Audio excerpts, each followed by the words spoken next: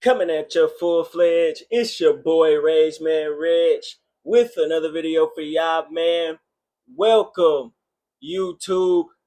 As predicted, as expected, we got another big NBA offseason move. This time it's Chris Paul, man.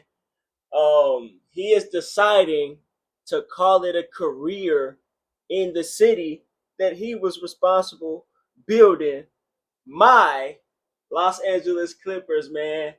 Wow. 21 seasons. After this season, it is definitely over. Let's get a bit more info from this time Shams Charania, who just came out with this, man. Shouts out to Shams. In this article, it reads, free agent point guard Chris Paul has agreed to a deal with the Los Angeles Clippers for his expected final 21st NBA season. CAA's Stephen Human, Ty Sullivan, and Jessica Holtz told ESPN.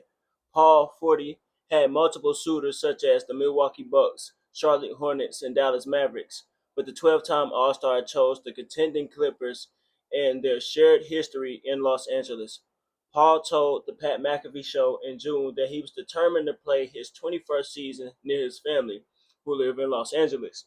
He becomes the latest veteran addition to the Clippers, who also have added shooting guard Bradley Beal, power forward John Collins, and center Brook Lopez this offseason. The Clippers were searching for a reserve point guard in the marketplace, having conversations with Malcolm Brogdon as well, but landed on Paul over the last 7 days. They also created a salary cap flexibility so they can be opportunistic in the next 2 summers to potentially go after stars. This marks a return to the Clippers for Paul, who played for the franchise for 6 seasons, 2011-12 to 2016-17, during which he was a five-time All-Star. He was also selected to five All-NBA teams, the most such selections in Clippers franchise history, and he had 4,023 assists with the Clippers, the most in franchise history. Wow, this is crazy, bro. This is so serendipitous for one of my favorite PGs of all time. Personally, one of my favorite PGs of all time, as y'all know, man. Y'all already know. If you know me, if you've been watching my videos for a long time, y'all know that Chris Paul is one of my favorite point guards. Stemming from the days of Lob City, man, where he played 6 seasons with Blake Griffin, led Blake Griffin to an All-Star his first rookie year.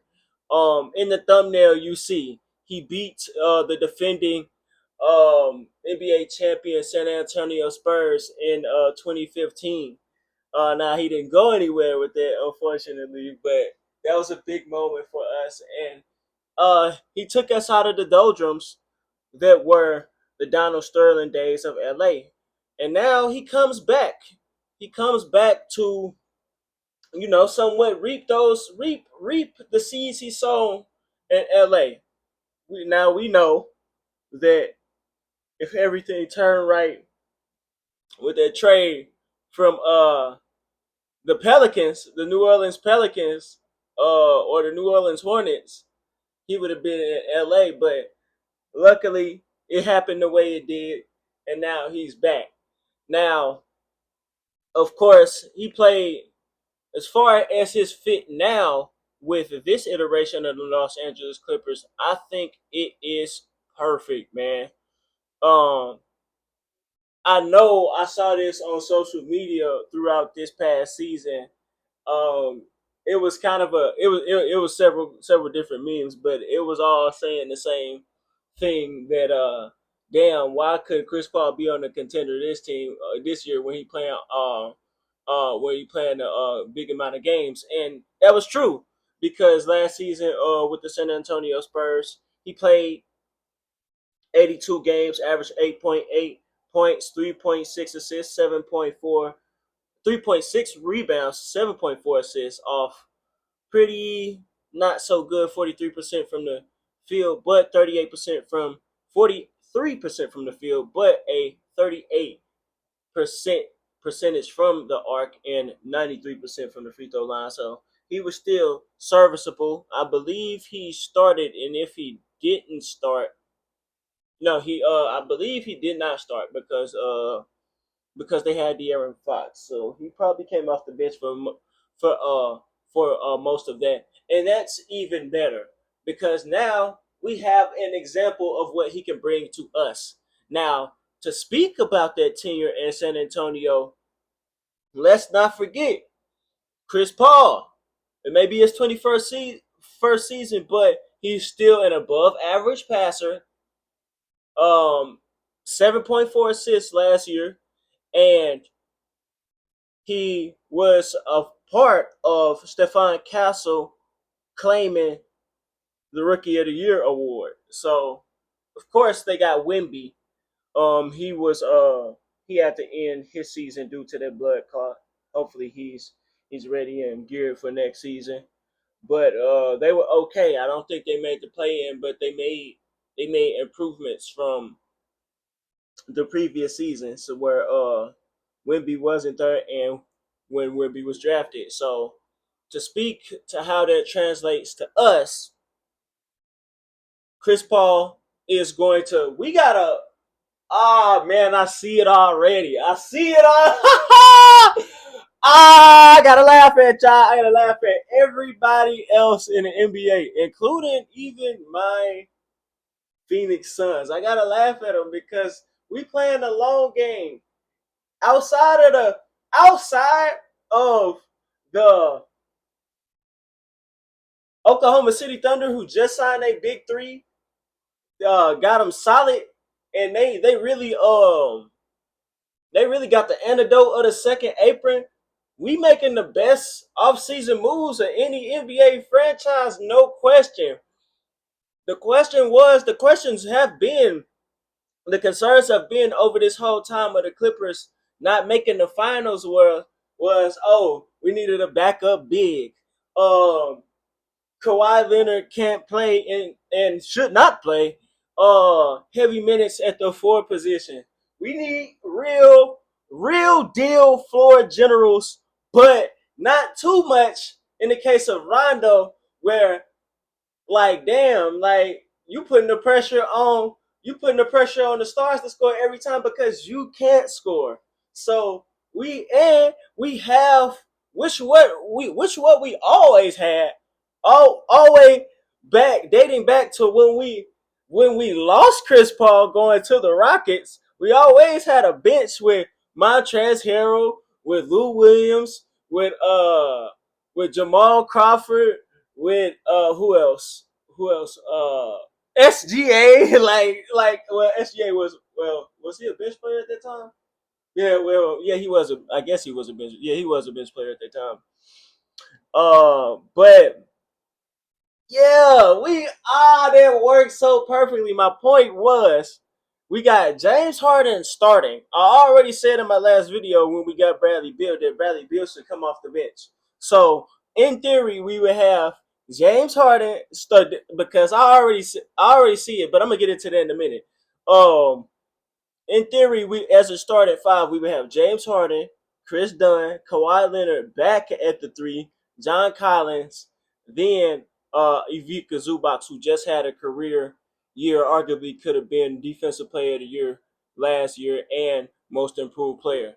Now on the bench, we got Chris Paul, who just played 82 games, just averaged 9 points and 7.5 assists, just led Stephon Castle to Rookie of the Year. Bradley Beal, possibly at the 3, Bogdan Bogdanovic, Bogey. Then at the 4, maybe Derrick Jones Jr. or swap out. You could switch it depending on the personnel. Nicholas Batum. Then at the 5, Brook Lopez. Dude, we can really go 11 deep. No Diddy. We can really go into our bag. Like look what the Pacers just did in the finals against was it the Pacers? No, it was the Thunder. Look what the Thunder did to the Pacers, bruh. They played 11 guys in game 7 or game 6, one of those games, one of the closing games of the NBA Finals. The championship team played 11 players. Look what we're doing. And as y'all just read in the article, I just heard me read in the article, we still got flexibility. This Chris Paul last year, um,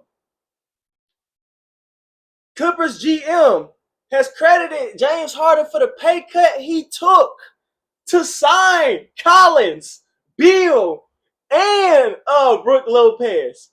Bro, we in a good position right now, and we got insurance policies, low risk, high reward insurance policies, and Bradley Beal, DPOY contender every year, Brook Lopez, and point guard Chris Paul, bro. Like, you can't, but still, people are hate on this situation.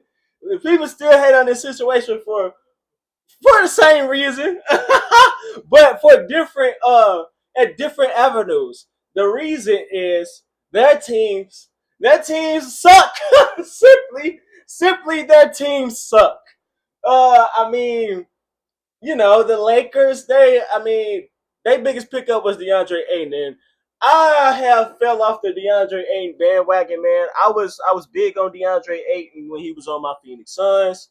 He was number one draft pick in 2018 over Luka Doncic.